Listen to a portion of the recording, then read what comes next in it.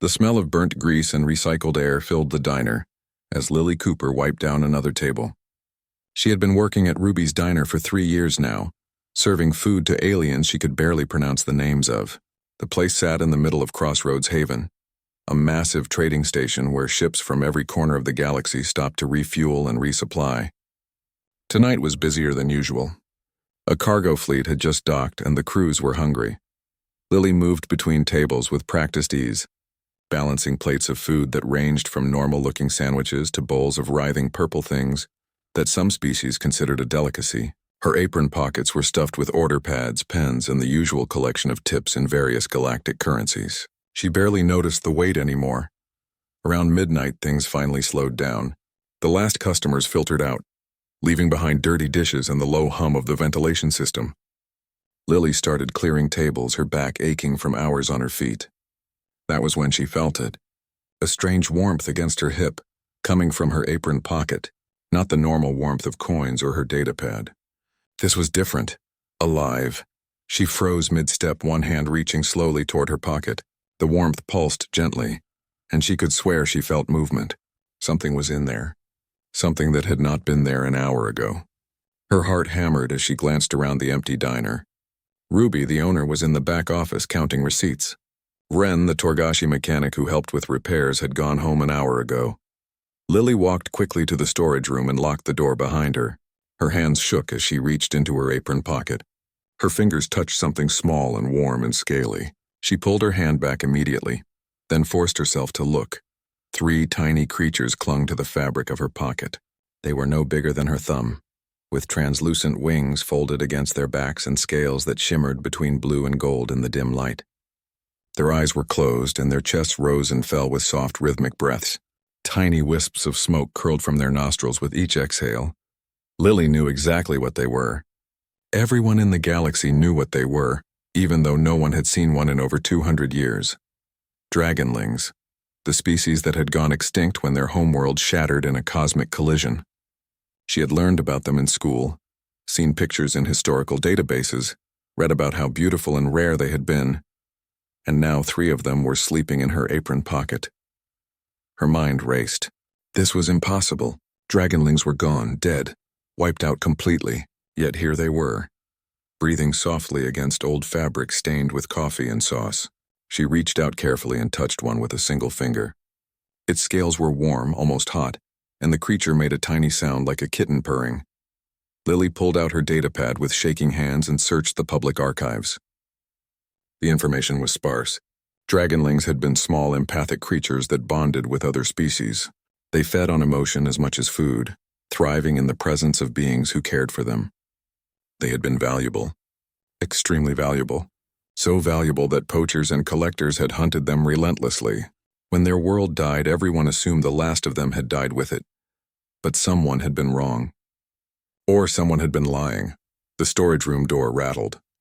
Lily jumped and quickly covered the dragonlings with a clean towel from the shelf. Ruby poked her head in, her weathered face creased with concern. "You okay in here? Heard the lock click?" "Fine," Lily said too quickly. "Just needed a minute. Long shift." Ruby studied her for a moment, then nodded.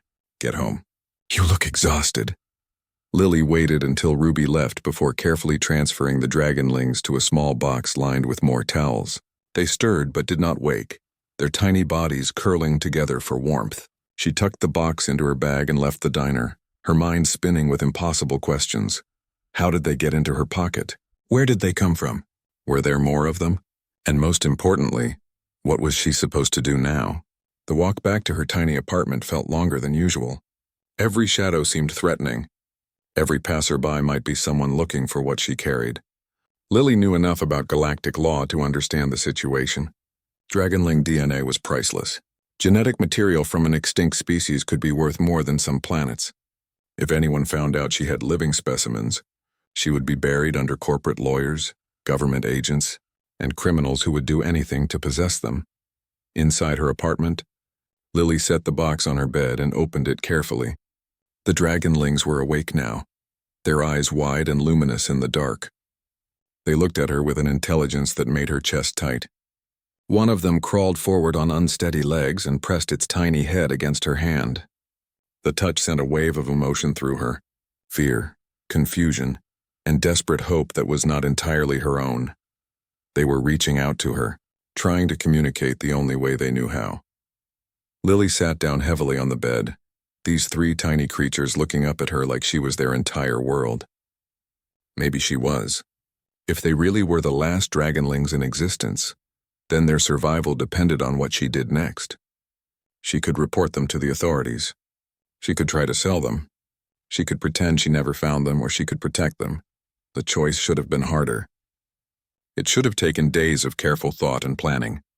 But as Lily looked down at three impossible lives that had somehow found their way into her pocket, she knew what she had to do. She had to keep them safe, no matter what it cost. 3 days had passed since Lily found the Dragonlings, and she had barely slept. Every creak in her apartment building sent her heart racing. Every knock on the door made her check that the small creatures were hidden safely in the modified storage container she had bought from the market. She had lined it with heating elements and soft fabric, creating a nest that kept them warm and comfortable. The Dragonlings were growing. Not much, but enough that she could see the difference. They were the size of her palm now instead of her thumb. Their scales had brightened, shifting through colors depending on their mood. Blue when they were content, gold when they were hungry, and deep purple when they were scared. They made sounds too, soft chirps and trills that reminded her of birds, except these came with tiny puffs of smoke. Feeding them had been a challenge at first. Lily tried everything from meat to vegetables to synthetic protein bars. Nothing seemed right until she noticed they perked up most when she held them. They would press against her hands, purring, and their colors would brighten. That was when she remembered what the archives had said. Dragonlings fed on emotion as much as physical food. She started talking to them while she held them, telling them about her day, about the strange customers at the diner, about how scared she was that someone would find them. They seemed to understand, or at least to sense her feelings. When she was calm, they were calm. When she was stressed, they huddled together and shivered. It was during one of these moments that Ren showed up at her door. The old Torgashi mechanic stood in the hallway, his 6 arms carrying a bag of tools and his face showing concern. Ren had always been kind to Lily, fixing things around the diner without being asked and sharing stories about his long life working on stations across the galaxy. "You have not been yourself," Ren said, his voice like gravel rolling down a hill. "Ruby is worried." "I am worried. May I come in?" Lily hesitated. Every instinct told her to send him away, to protect her secret. But she was exhausted and scared, and desperately needed someone to talk to. She stepped aside and let him enter. Ren saw the container immediately. His eyes, all 4 of them, widened as he approached it. The Dragonlings looked up at him, their colors shifting to nervous purple. One of them chirped softly. "By the old stars," Ren breathed. "Those are Dragonlings." "Please don't tell anyone," Lily said quickly. "I know I should report them, but I can't. If word gets out, they'll be taken and locked up or worse. I've been researching." "Do you know what happened to them?" Ren settled his large frame onto her small couch, which creaked under his weight. "I know the official story. Their world was destroyed. But I am old enough to remember the whispers. The truth that powerful beings did not want told." Lily sat across from him, the Dragonlings container between them. "What truth?" "Dragonlings were not wiped out by cosmic accident," Ren said slowly. "They were hunted, captured, bred in illegal facilities for the pet trade. The wealthy and powerful wanted them as status symbols, empathic companions that would bond to their owners and reflect their emotions. They were worth fortunes. The archives said they went extinct naturally," Lily protested. "Archives can be edited." Ren reached out with one hand, letting a Dragonling sniff his finger. "The Galactic Council passed laws 200 years ago. Laws that classified Dragonlings as property instead of sentient beings. They said it was because Dragonlings could not speak or build cities. But really it was because corporations lobbied hard to keep them legal to own. By the time anyone tried to stop it, the breeding programs had collapsed. Disease, inbreeding, cruelty. The last populations died out in captivity. The Council declared them extinct and sealed the records. Easier than admitting they had allowed an entire species to be destroyed for profit." Lily felt sick. "So these 3 might be from one of those programs? Someone was still breeding them? Perhaps. Or perhaps someone was trying to save them." Ren gestured to the Dragonlings with another hand. Look at them. They are healthy, well-formed. Someone cared for their parents and grandparents, kept the line pure and safe. But something went wrong, or that person died and these little ones escaped. One of the Dragonlings climbed onto Lily's hand, its tiny claws gripping her skin gently. It looked up at her with eyes that seemed far too knowing for something so small. She felt a wave of emotion that was not hers: trust, hope, need. "What do I do?" she asked quietly. "I can't keep them secret forever. But if I come forward, what happens to them? Will they be protected or just locked in a lab?" Ren was silent for a long moment. There are organizations, groups that work outside official channels to protect endangered species. Humans run many of them. Your people have a reputation across the galaxy for being stubborn about protecting the vulnerable. Some call it foolish. Others call it admirable. There is a network called the Wardens. They operate in gray areas of the law, but they get results. You think they could help? I think they would die trying. Ren stood up, his old joints creaking. "I will make inquiries quietly. But Lily, you must understand something. Dragonling DNA is worth more than this entire station. There are corporations that would kill everyone on Crossroads Haven just to get samples. If you choose this path, you choose danger." Lily looked down at the 3 tiny lives that had somehow become her responsibility. They looked back at her with absolute trust. She thought about the old records, about a species destroyed by greed, about the chance to make sure that history did not repeat itself. "Then I choose danger," she said. Ren smiled, showing too many teeth. "Good. I will contact the Wardens. In the meantime, keep them close. And Lily, trust no one else." The emergency call came in the middle of Lily's shift at the diner. One of the Dragonlings was sick. The message from her apartment's security system was simple but terrifying. Temperature spike detected in Unit 47B. Lily's hands shook as she untied her apron and told Ruby she had a family emergency. The lie tasted bitter, but the truth was impossible to explain. She ran through the station corridors, dodging maintenance drones and groups of traders. Her apartment was only 10 minutes away, but it felt like hours. When she burst through the door, she found the Dragonlings huddled in their container. 2 were their normal blue color, pressed against the third, which had turned a sickly gray. Its breathing was rapid and shallow, and small wisps of black smoke came from its nostrils instead of the usual white. Lily scooped up the sick Dragonling, cradling it in her hands. Its body was burning hot, too hot to be natural. She tried everything she could think of. Cool water on its scales, soft words of comfort, different foods. Nothing worked. The creature was dying and she had no idea how to stop it. Her data pad buzzed. A message from Ren with a single line of text and an address. Dr. Alan Foster, Research Wing. He can be trusted. Lily wrapped the Dragonlings carefully in a thermal blanket and stuffed them into her bag. The research wing was clear across the station, but she had no choice. She moved through the crowds with desperate speed, clutching her bag against her chest. The research wing was cleaner than the rest of Crossroads Haven. White walls and bright lights that hurt her eyes after the dim corridors of the residential sector. She found Dr. Foster's lab tucked away on the 3rd level. The door was locked, but she pounded on it anyway. A man opened it after the 3rd round of knocking. He was middle-aged with gray in his dark hair and tired eyes behind thick glasses. Human, thank the stars. He looked annoyed until he saw the panic on Lily's face. "Dr. Foster? I need help, please. It's dying." "What's dying?" he asked. But he was already pulling her inside and locking the door behind them. Lily opened her bag carefully. The sick Dragonling had gone completely gray now, its chest barely moving. The other 2 chirped frantically, their colors flashing between purple and gold. Dr. Foster went completely still. His face lost all color. "Where did you get those?" His voice was barely a whisper. "Does it matter?" "Can you help?"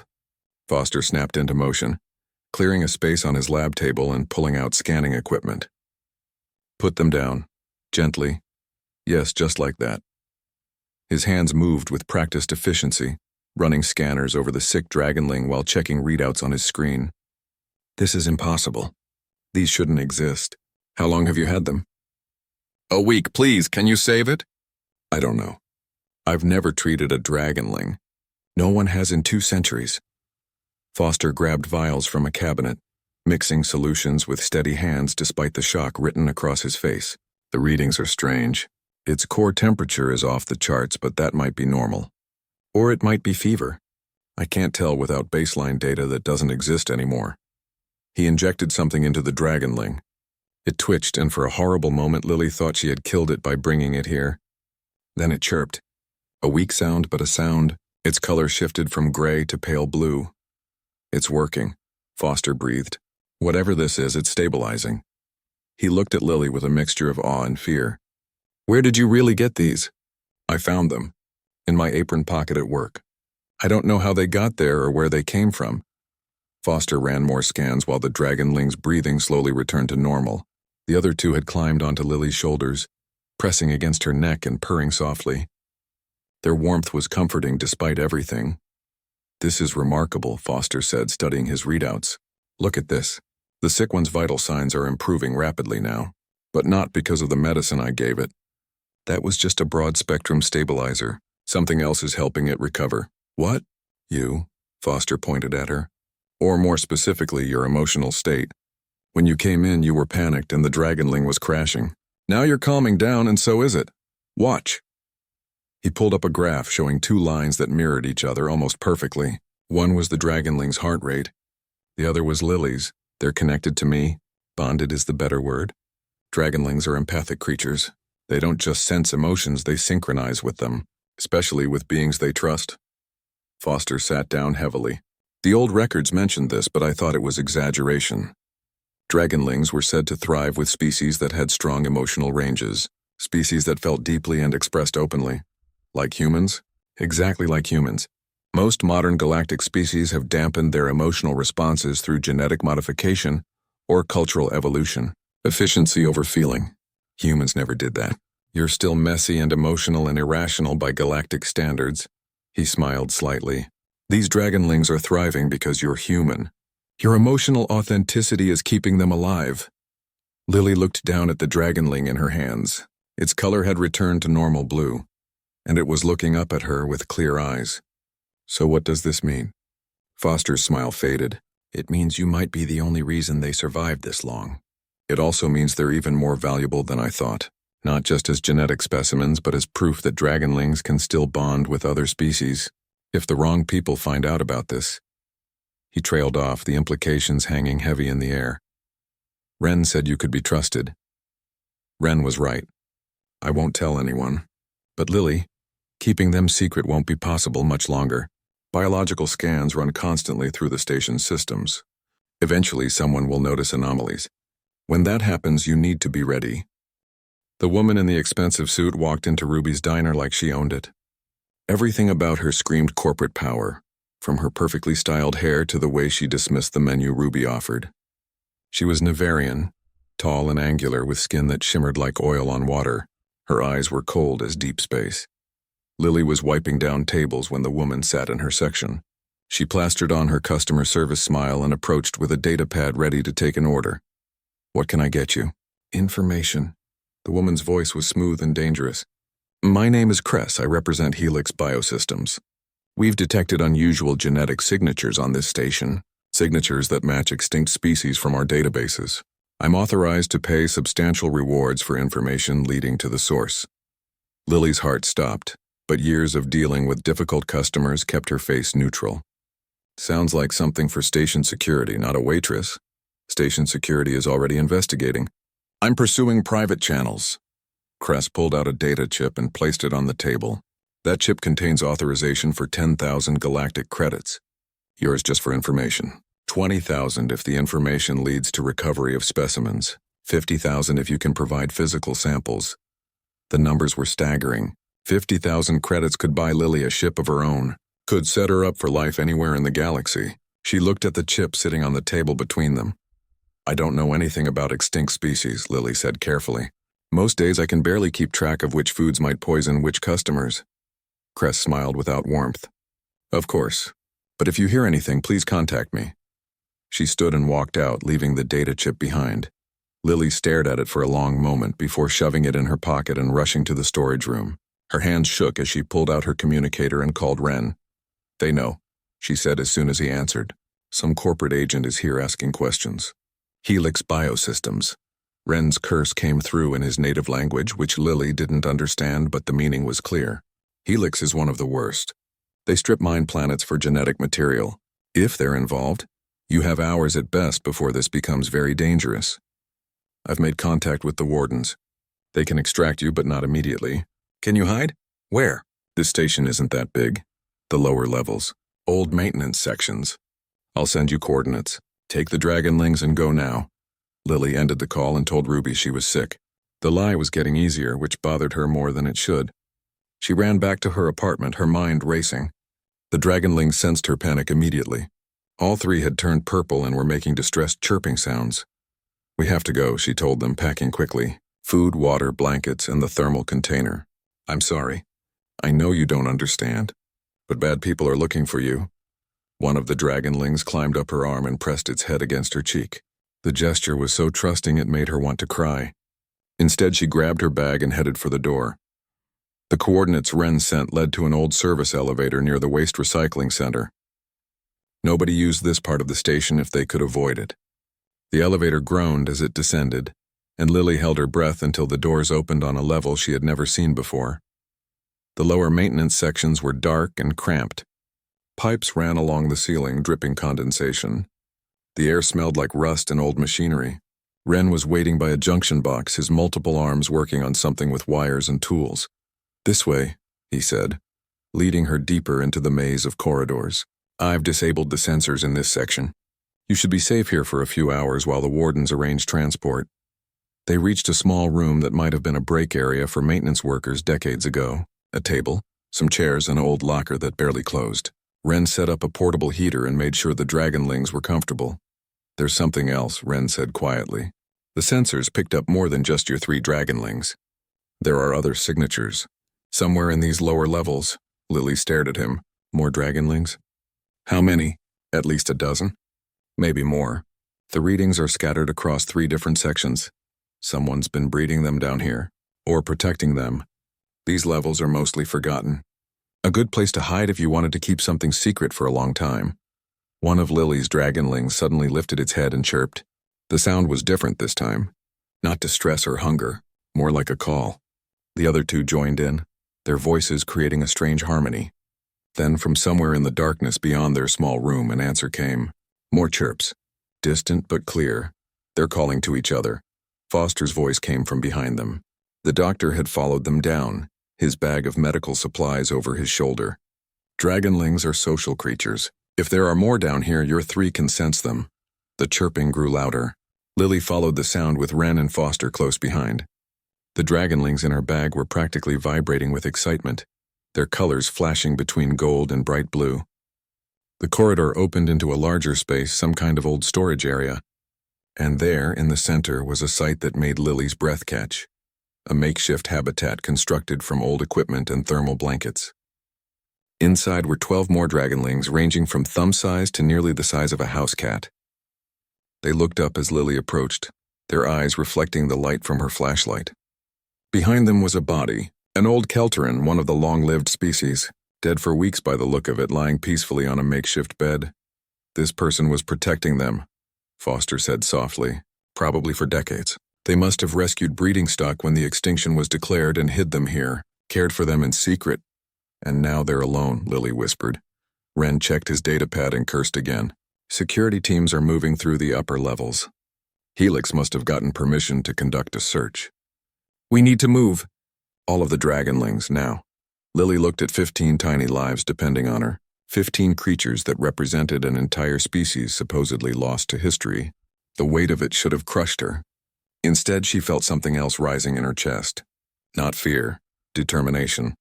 Then let's move, she said. All of them. We don't leave anyone behind.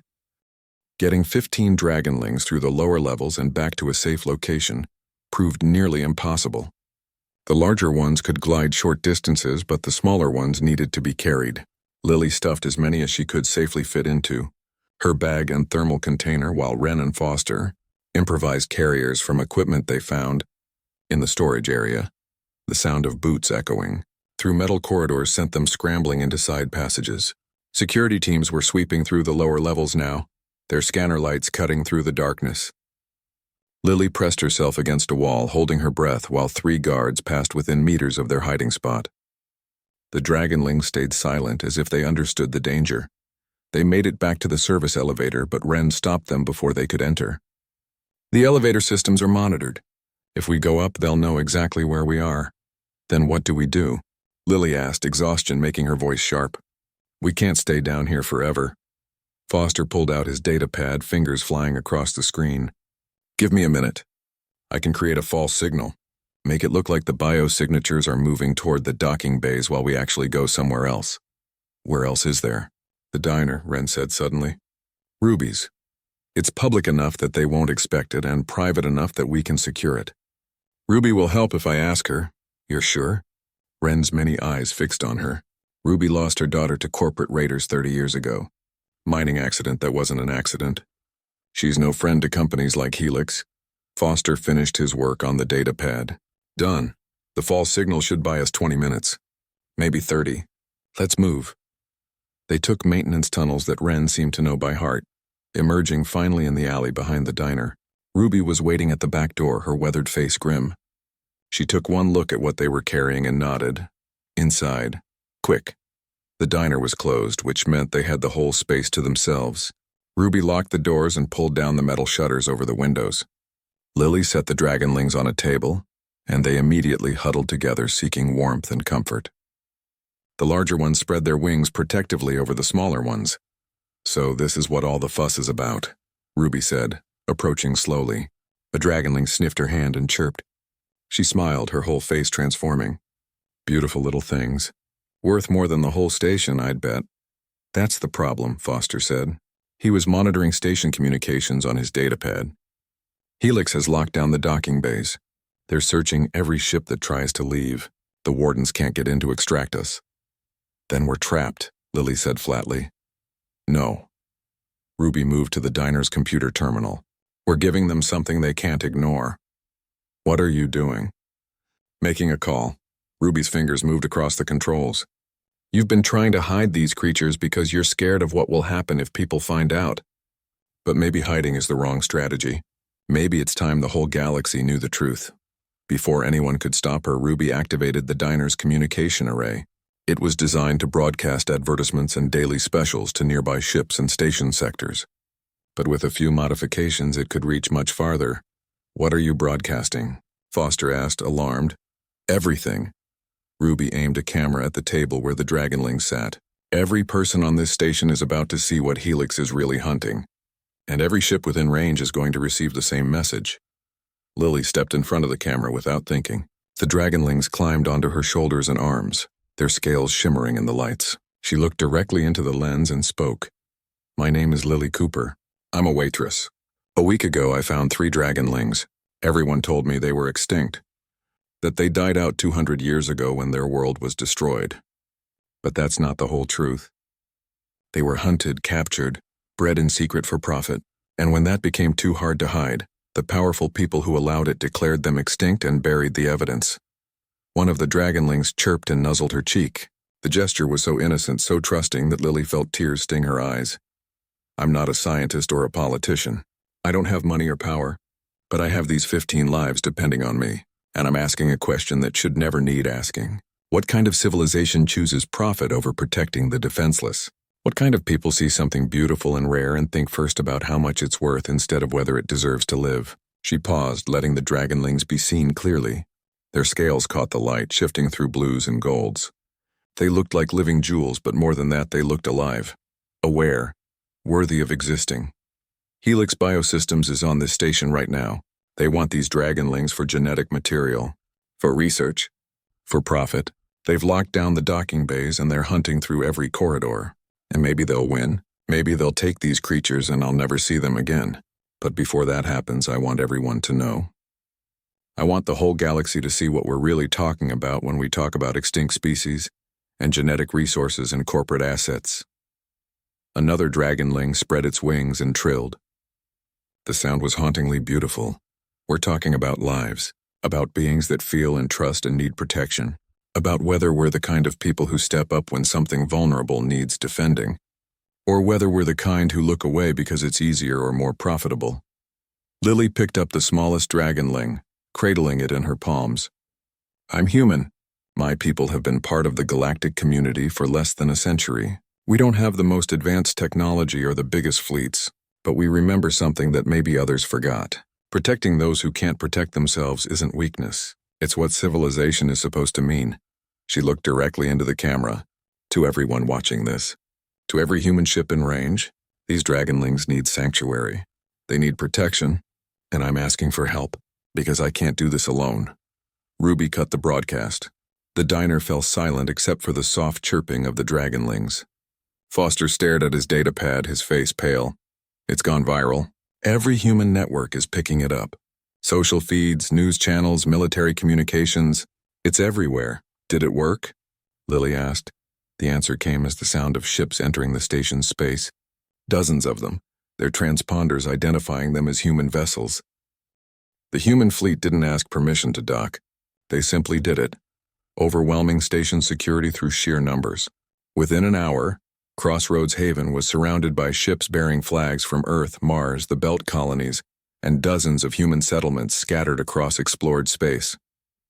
They weren't military vessels mostly, just cargo haulers and passenger transports and private ships whose owners had heard Lily's broadcast and decided to respond. Station Administrator Quellen, a Vorthian who had run Crossroads Haven for 40 years, appeared on every screen simultaneously. His 3 eyes blinked in sequence, a sign of extreme stress in his species. This is an illegal occupation. Human vessels must withdraw immediately or face consequences. The response came from Captain Rodriguez of the merchant ship Destiny's Child. With respect, Administrator, we're not occupying anything. We're exercising our right as galactic citizens to ensure the safety of endangered beings. Our ships will remain until we're satisfied that the Dragonlings are protected. You have no authority here.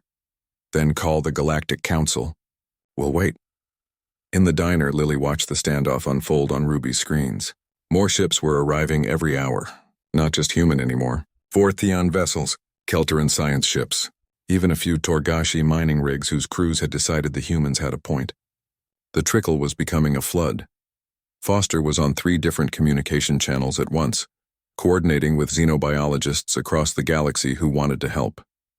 They're saying the Dragonlings need a protected habitat, somewhere they can thrive without interference. The Wardens are offering a planet in the outer reaches. No corporate presence. No exploitation. Will the council agree? Lily asked. They don't have much choice, look. Foster turned his screen to show her. Protests were erupting on human worlds. Economic boycotts were being organized against companies affiliated with Helix Biosystems. Human governments were threatening to withdraw from trade agreements unless the Dragonlings received protected status. Ruby laughed, a sound like rocks tumbling. Never thought I'd see the day when humans bullied the council into doing the right thing. We're not bullying, Foster said. We're just being extremely persistent and mildly threatening. The door to the diner burst open. Cress stood there, flanked by 2 security officers. Her perfect composure had cracked, revealing fury underneath. You've ruined everything. Do you have any idea how much those creatures are worth? Creatures? Lily stood up and the Dragonlings on her shoulders hissed, tiny puffs of smoke escaping their nostrils. They're living beings, not property. They're genetic resources that belong to the scientific community. Helix has rights to extinct species recovery under Article 47 of the Genetic Heritage Act. That act was written by corporations, Wren said, stepping between Cress and Lily. For corporations, it doesn't apply to living populations. There is no living population. There are 15 specimens. 15 individuals, Lily corrected, with thoughts and feelings and the right to exist without being harvested for parts. Cress's face twisted. You're a waitress. What do you know about galactic law or species preservation? You should have reported them immediately. Instead, you've created an interstellar incident. Good, Lily said simply. The words seemed to break something in Cress. She lunged forward, reaching for the Dragonlings. Wren caught her with 2 arms while his other 4 pushed the security officers back. The Dragonlings scattered, flying across the diner on their small wings. One landed on the counter. Another clung to a light fixture. The smallest ones huddled behind Ruby, who had produced a plasma cutter from under the counter and looked entirely willing to use it. Enough. Administrator Quellen's voice boomed through every speaker in the diner.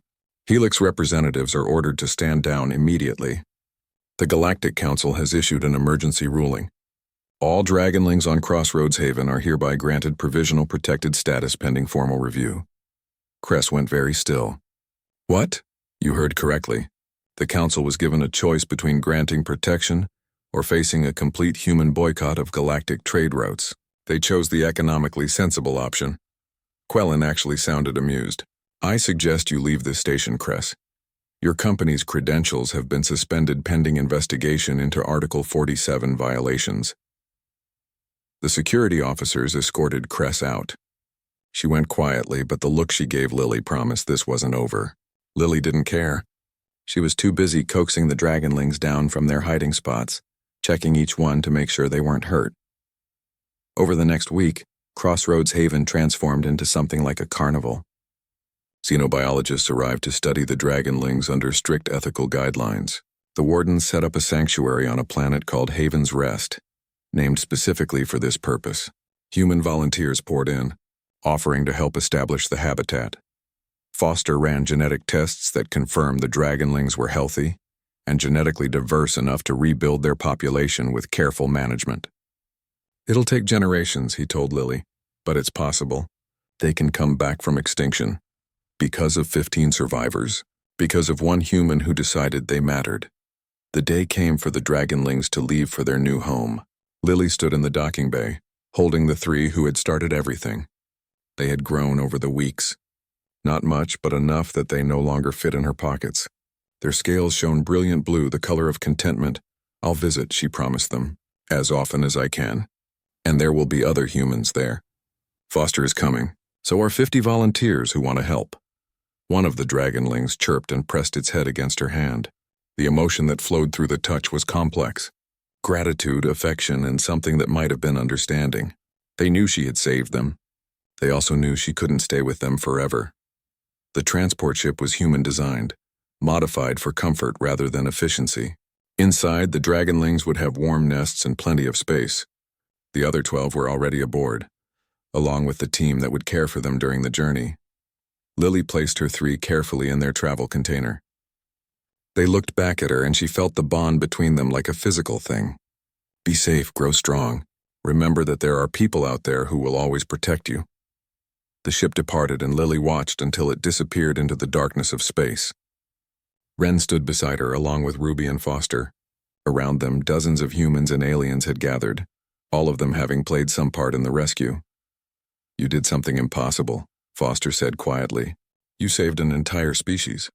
We saved them, Lily corrected. All of us. Because enough people decided it mattered. Back at the diner that night, life returned to normal. Customers came and went. Orders were taken and filled. But something had changed. News traveled fast in the galaxy, and everyone knew what had happened on Crossroads Haven. They knew that a human waitress had found extinction hiding in her apron pocket and had chosen to fight for it. Other stories began to surface. Rumors of different species thought lost that might not be. Whispers of genetic material stored in illegal facilities. Reports of creatures surviving in hidden places, waiting for someone to care enough to protect them. And across human space, a new understanding settled in. Humanity's role in the galaxy might not be to have the best weapons or the fastest ships. It might be something simpler and more profound. To be the species that remembered how to care. To be the ones who stood between the vulnerable and those who would exploit them. To be protectors not through strength alone, but through the simple stubborn refusal to look away when something needed defending. Lily wiped down tables and took orders and went about her normal life.